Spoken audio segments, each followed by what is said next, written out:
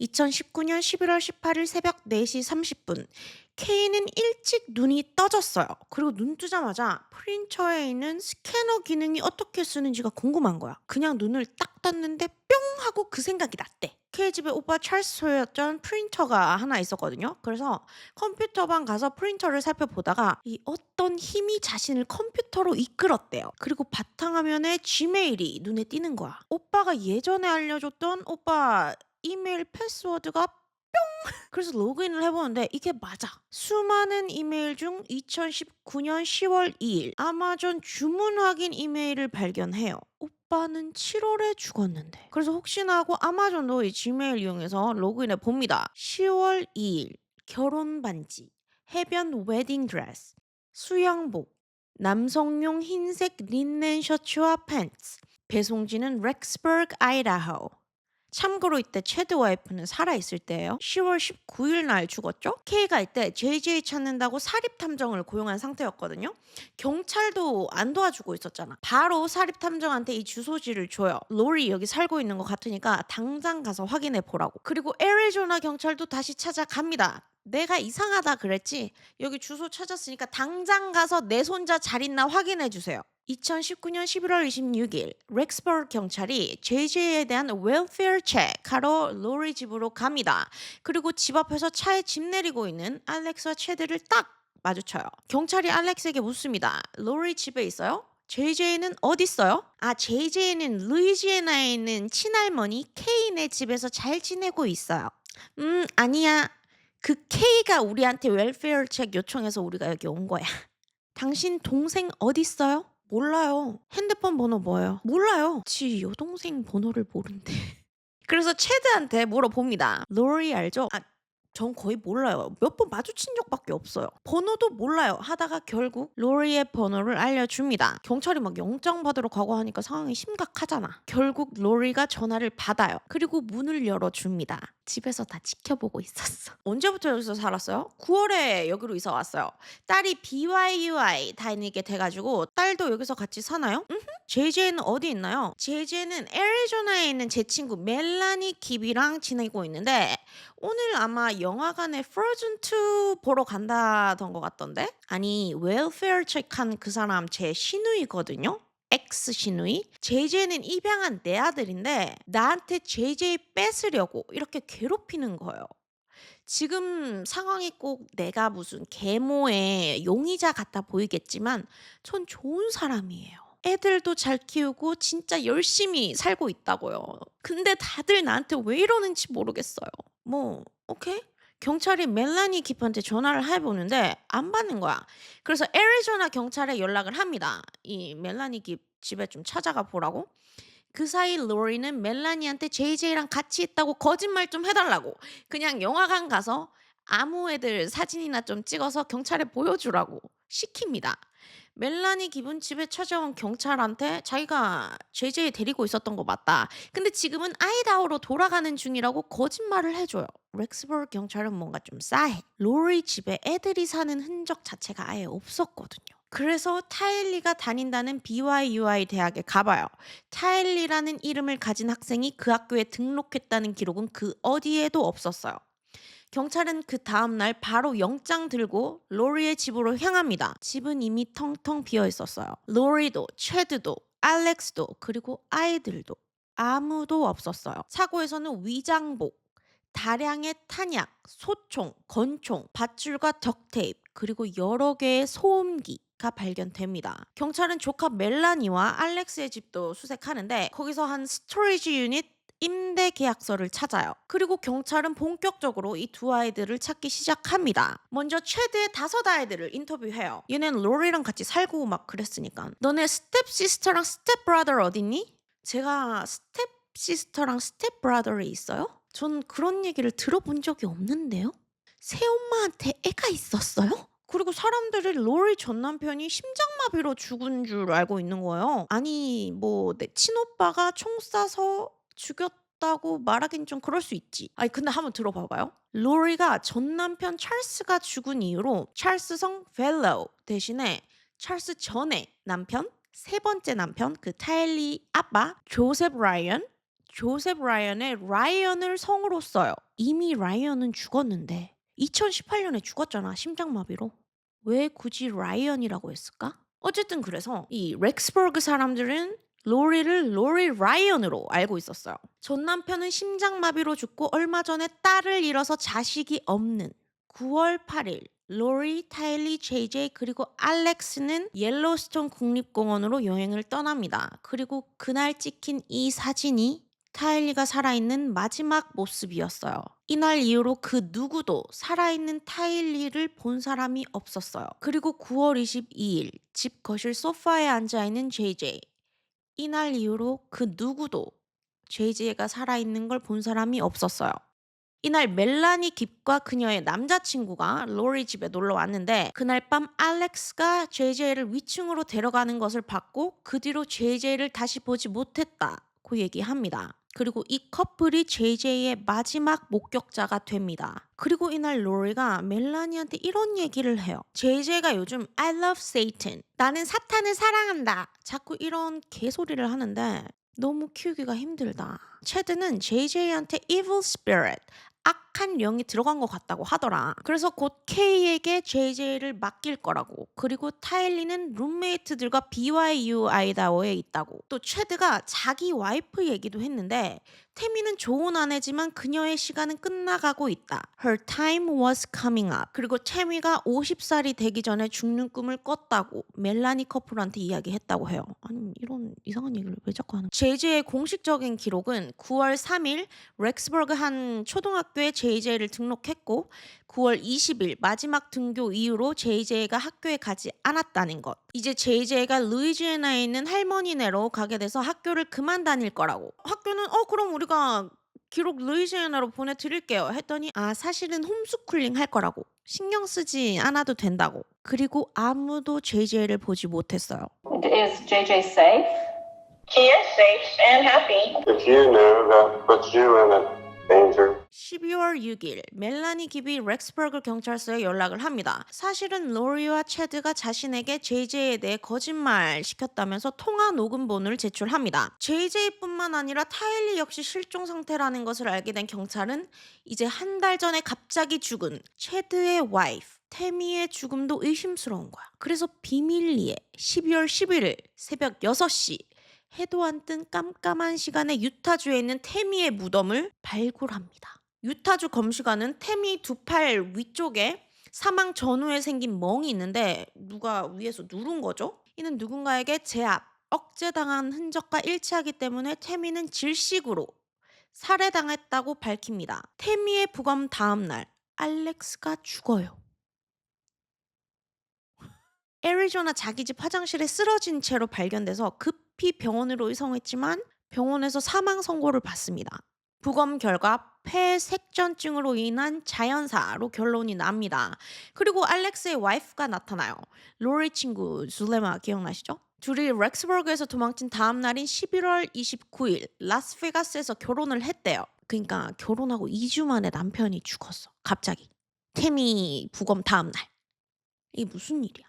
줄레마에 따르면 죽기 전날 로리랑 체드가 전화와서 태미의 시신 발굴 소식을 알렉스에게 이야기해 줬대요. 그리고 그 통화 이후에 알렉스는 자기가 죽으면 돈이 어디 있는지 막 알려주더니 내가 그들의 희생양, 펄가이가 되는 것 같다고 했다고 경찰이 진술합니다. 그러니까 지금 잠깐 정리를 해보면 체드랑 로리 신혼부부가 있어.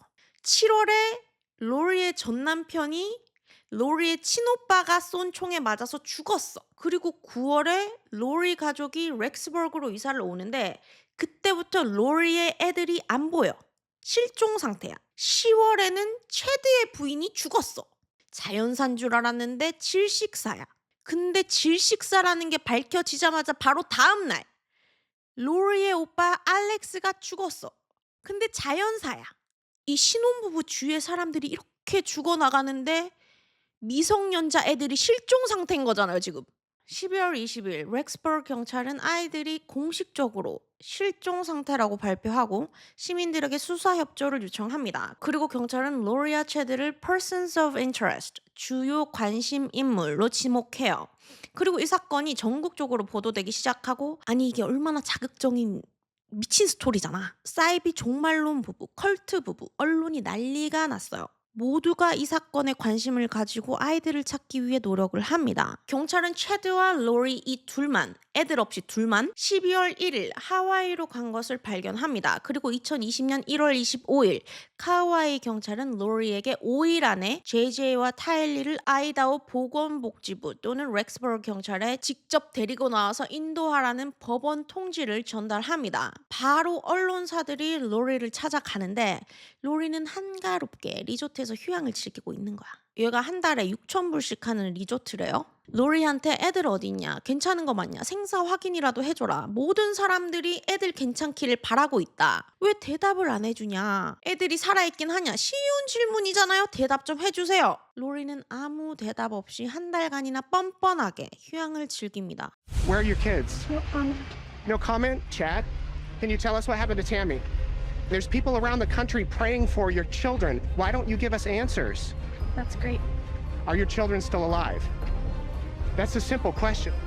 Where are your children? 2020년 2월 20일 카와이 경찰은 미성년자 유기 및 부양 의무 불이행, 중범 2건, 체포 저항, 범죄 교사, 법정 모독으로 로리를 체포합니다.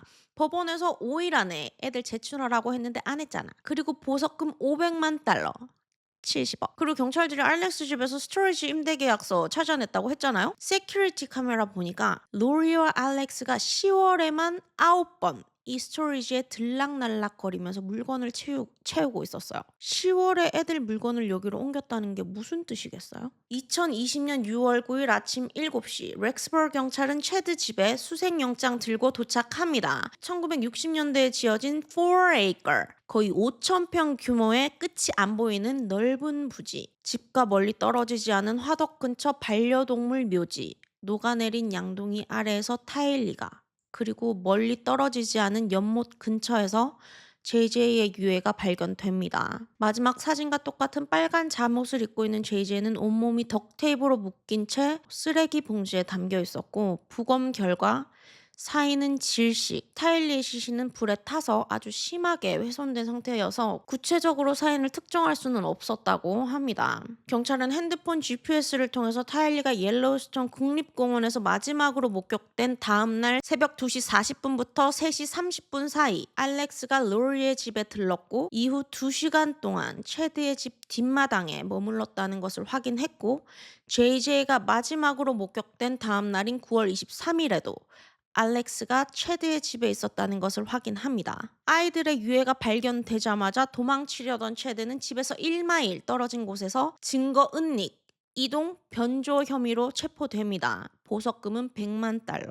2021년 5월 25일 검찰은 체드와 로리를 각각 타일리, JJ, 태미의 살해 및 살인 공모 혐의로 기소합니다. 플러스 로리는 사기 혐의, 보험금 혐의, 그리고 브랜던 부드로 살인 미수 공모 혐의까지 추가로 기소합니다. 2023년 4월 3일 로리의 재판이 열리게 됩니다. 검사는 이렇게 말합니다. 로리는 자기가 원하는 걸 가지기 위해서 무엇이든지 하는 사람이에요. 그리고 로리가 원한 건 체드였어요. 체드와 함께하기 위해서는 남편인 찰스는 사라져야 했죠. 다음 장애물은 아이들이었어요. 그래서 그녀는 아이들을 없애버리는 선택을 하게 된 거예요. 그리고 마지막으로 자신이 체드의 와이프가 되기 위해선 체드의 와이프 태미는 사라져야 했어요. 그리고 그들의 죽음으로부터 얻을 수 있는 건 체드뿐만이 아니었어요. 찰스의 죽음으로 인해 JJ 앞으로 나오던 2,000달러 상당의 유족연금, 그 전 남편 조셉 라이언의 죽음으로 인해 타일리 앞으로 나오던 유족연금,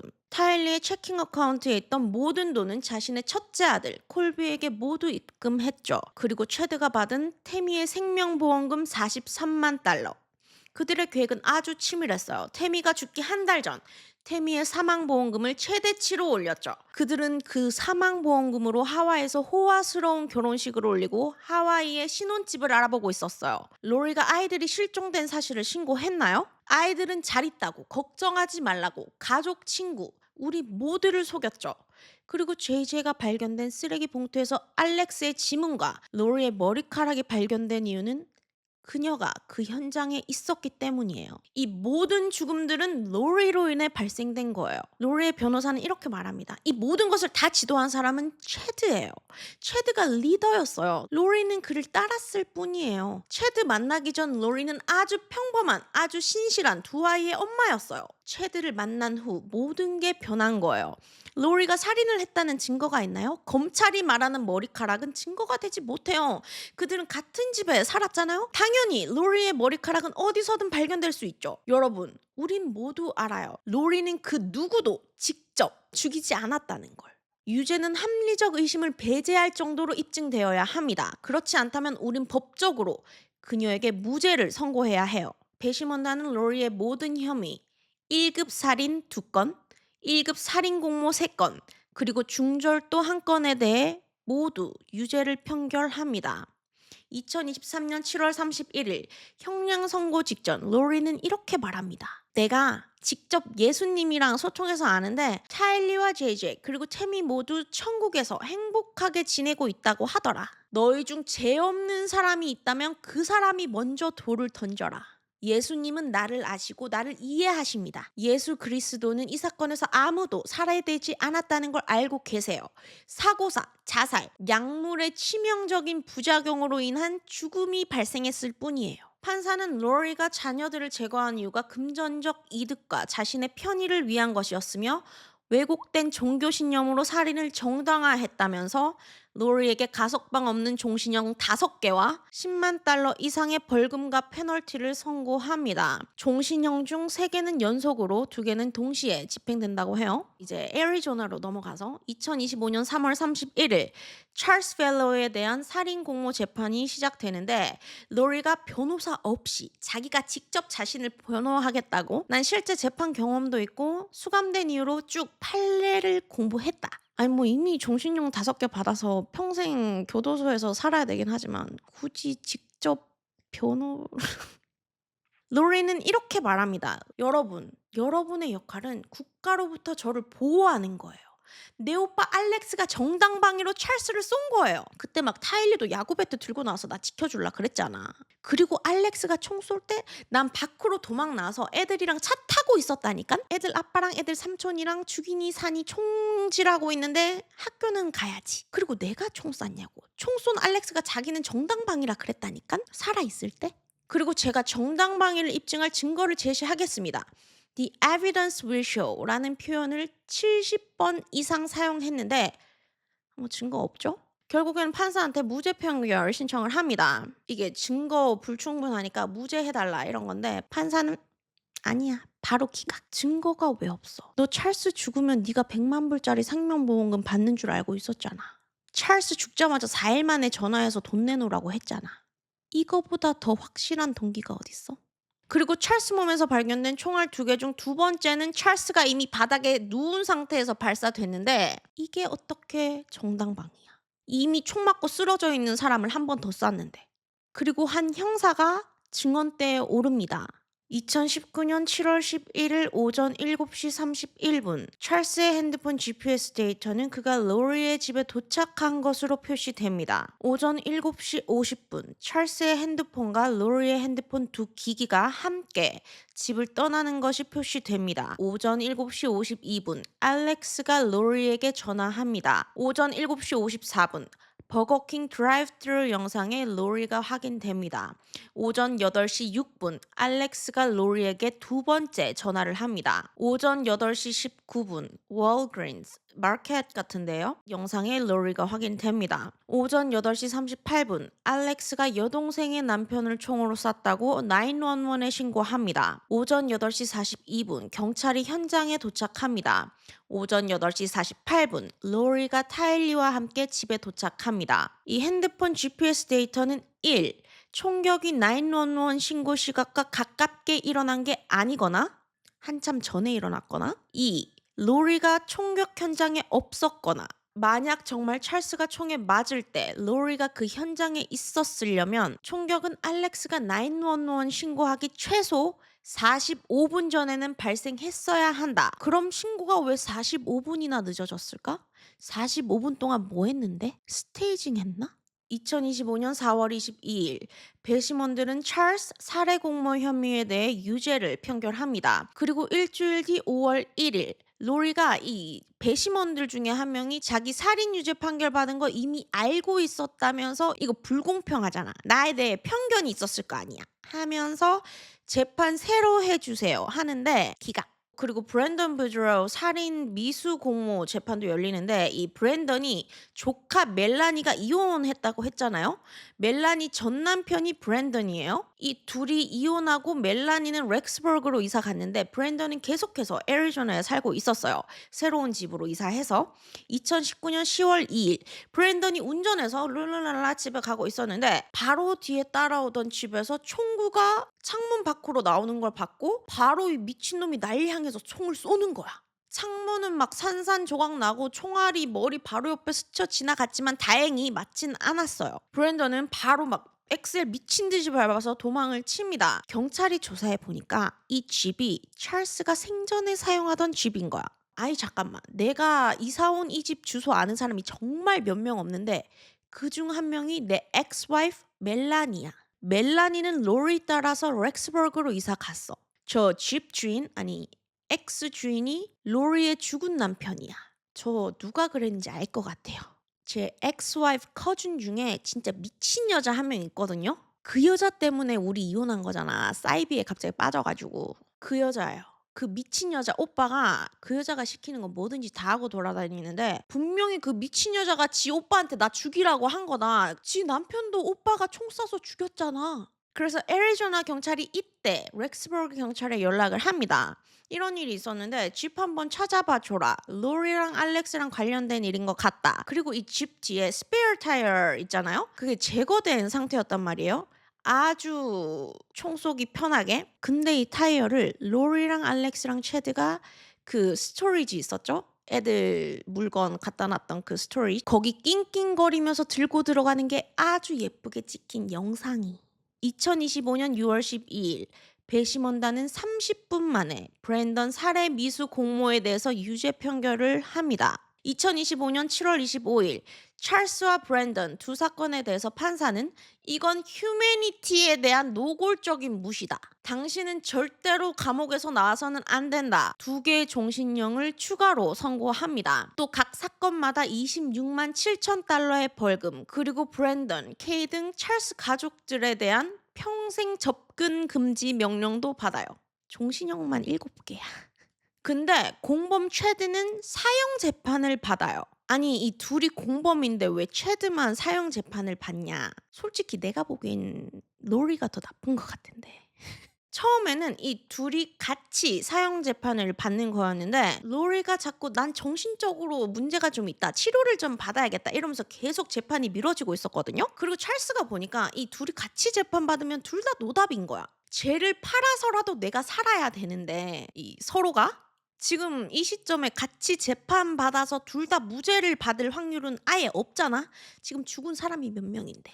그래서 체드가 사건을 분리해달라. 우린 증거 검토할 시간이 더 필요하다. 신속 재판권 포기하겠다. 따로 재판해줘라 한 거예요. 이 신속 재판권이 뭐냐면 스피디 트라이얼이라고 하는데 미국 헌법에 피고는 빠른 재판을 받을 권리가 있다는 게 나와 있는데 이 재판이 너무 늦어지면 피고가 계속 감옥에 갇혀 있어야 되잖아요.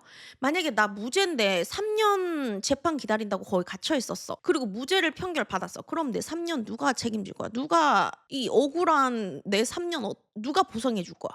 그리고 재판 기다리는 시간이 길어질수록 기억도 흐려지고 증거도 그렇고 공정성이 좀 떨어질 수도 있으니까 피고가 나는 스피디 트라이얼 원한다고 하면 한 번 정해진 재판 날짜를 뒤로 많이 못 미룬다고 해요. 조금은 미룰 수 있어도 너무 많이는 못 미룬다고 해요. 그럼 검찰도 변호인도 재판을 준비할 시간이 길지가 않잖아요. 이 재판하기 전에 디스커버리, 증거 게시 같은 거 해야 되는데 검사랑 변호사랑 만나서 검사가 우리 이런 증거 쓸 거다 하면 변호사가 아니 잠깐만 그건 좀 그런데 그건 쓰지 말아줬으면 좋겠는데 이 증거에 대해서는 우리가 증인을 한번 찾아볼게. 이런 거 막 다 해야 되는데 특히 사형 재판 같은 경우에는 증거가 엄청 많이 필요하고 검토도 엄청 길게 많이 해야 된단 말이에요. 증거가 늦게 나오거나 누락되거나 그러면 공정한 재판을 받을 수가 없잖아요. 지금 사형 재판인데 사형은 되돌릴 수가 없는데. 근데 로리는 스피디 트라이얼을 원했어요. 지가 막 나 정신감정 받아야겠다면서 계속 미루면서도 나는 스피디 트라이얼을 원한 거야. 재판이 계속 밀려지는데 너무 또 많이 밀려지면 안 되는데. 그래서 로리의 재판은 2023년 4월 3일에 재판이 시작돼야 되는데 근데 이 재판 시작 얼마 전에 새롭게 발견된 DNA 증거가 나온 거예요. 그래서 이걸 충분히 검증, 시험에서 법정 증거로 채택할 시간이 없는 거야. 그래서 판사가 어쩔 수 없이 로리 사건에서 사형 구형을 제외시킨 거라고 합니다. 그래서 뭐 종신형 7개. 2024년 4월 10일 체드의 사형 재판이 열리게 됩니다. 검사는 이렇게 말해요. 체드는 섹스, 머니, 앤 파워에 미친 자신이 가장 중요한 특별한 사람이고 싶은 약간 관종 같은 그런 사람이에요. 자신의 운명, 로리아의 관계에서 태미와 아이들은 장애물일 뿐이었어요. 그는 이 모든 살인들을 주도했을 뿐만 아니라 여기에 종교적 정당성을 부여하는 핵심적인 역할을 했다. 체드가 이 사이비 리더였잖아. 체드 변호사는 이렇게 말합니다. 체드는 신앙심이 엄청 깊은 사람이에요. 신만 알던 순수한 사람이 로리 꼬임에 넘어가서 그 탐욕스러운 악마 같은 여자. 체드는 태미랑 애들 5이나 낳고 30년이나 행복한 가정 꾸리고 잘 살고 있었는데 이혼 몇 번 했는지 셀 수도 없는 그 악마 같은 여자가 나타나서 가정이 풍비박산났다. 로리가 처음부터 끝까지 체드를 감정적, 성적 통제로 조종한 거다. 이 모든 일을 조종한 건 로리, 실행한 건 알렉스. 이 두 남매가, 이 악마 같은 두 남매가 저지른 일이다. 솔직히 체드는 다음 희생자가 될 수도 있었다. 이 악마 같은 로리도 사형을 선고 안 받았는데 체드가 사형을 받는 건 너무 부당하다. 지금 누가 봐도 로리가 더 나쁘잖아.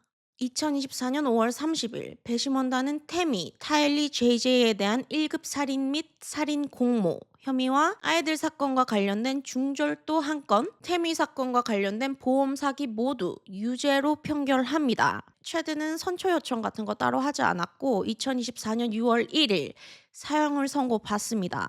플러스 보험 사기는 징역 15년, 사형 선고와 동시에 집행되고 태미의 유족에게 배상금 13만 달러 그리고 부정 수령한 생명보험금 반환으로 30만 달러 총 43만 달러를 피해자들에게 배상하라고 명령이 내려집니다. 근데 뭐 태미 보험금 43만 달러는 이미 다 쓰고 없죠? 로리와 체드 둘 다 지금 항소 진행 중이라고 해요. 근데 진짜 알렉스는 태미 부검 다음 날 진짜 너무 타이밍 알맞게 자연사한 걸까요?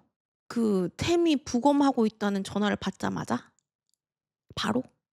그리고 차일리 아빠 조셉 라이언은 진짜 심장마비로 죽은 걸까? 제가 이 사건 조사하면서 거의 대학교 때 논문 쓸 때보다 더 많은 기사와 영상과 재판 영상까지 다 찾아보고 이 영상에 담지 않은 더 많은 이야기가 더 많아요. 제가 중요하다고 생각되는 것들만 추려서 영상에 담아낸 게 이 정도예요. 진짜 미친 어쨌든 한동안 이 말도 안 되는 이 사이비 사건에 너무 몰두해서 힘들었다. 그럼 다음 영상에서 만나요.